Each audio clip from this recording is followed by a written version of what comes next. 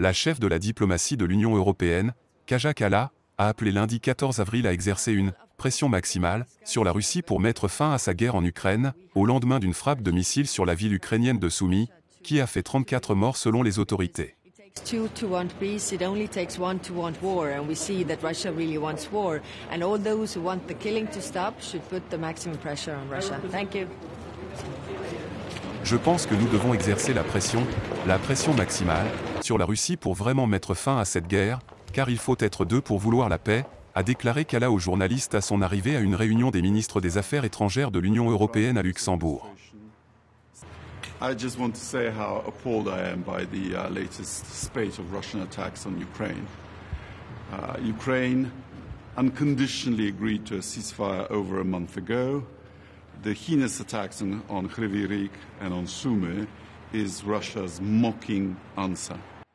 Tous ceux qui veulent que les tueries cessent doivent exercer une pression maximale, a-t-elle ajouté.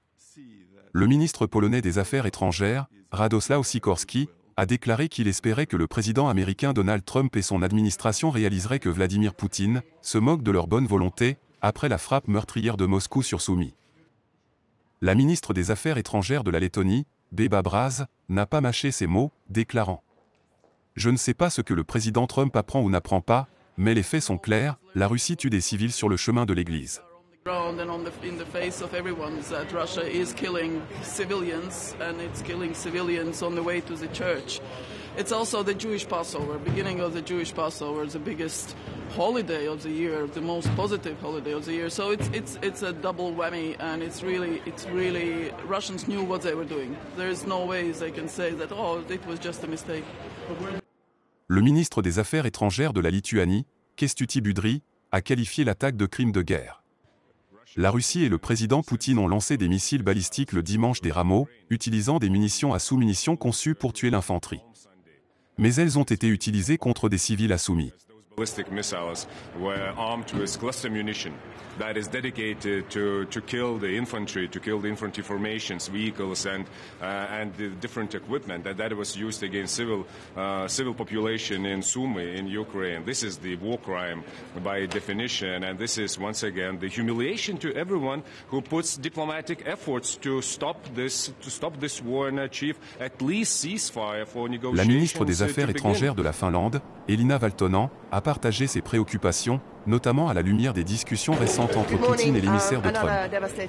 Une autre attaque dévastatrice, seulement quelques heures après que Steve Witkoff se soit rendu à Saint-Pétersbourg pour négocier un cessez-le-feu. La Russie ne montre clairement aucun respect pour la paix et ni pour la vie humaine.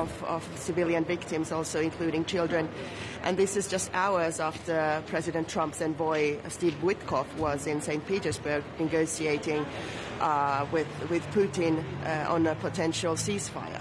So I guess this just shows that Russia shows full disregard for the peace process, but also that Russia has zero regard for human life.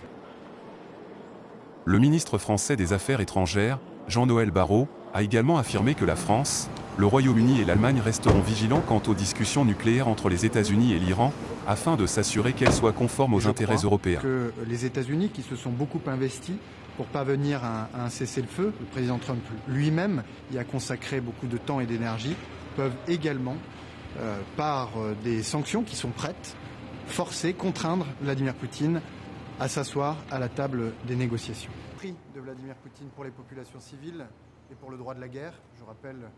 Dans le même temps, les États-Unis ont engagé une discussion ce week-end avec l'Iran. Nous accueillons cette démarche très favorablement, mais nous serons vigilants avec nos amis et partenaires britanniques et allemands à ce que les négociations qui pourraient s'engager soient bien conformes à nos intérêts de sécurité, s'agissant du programme nucléaire iranien qui présente pour le territoire français et le territoire européen une menace significative. Les ministres ont appelé à une responsabilité internationale et ont insisté sur le fait que les efforts de paix ne peuvent pas avancer de bonne foi tant que de telles attaques délibérées contre les civils se poursuivent.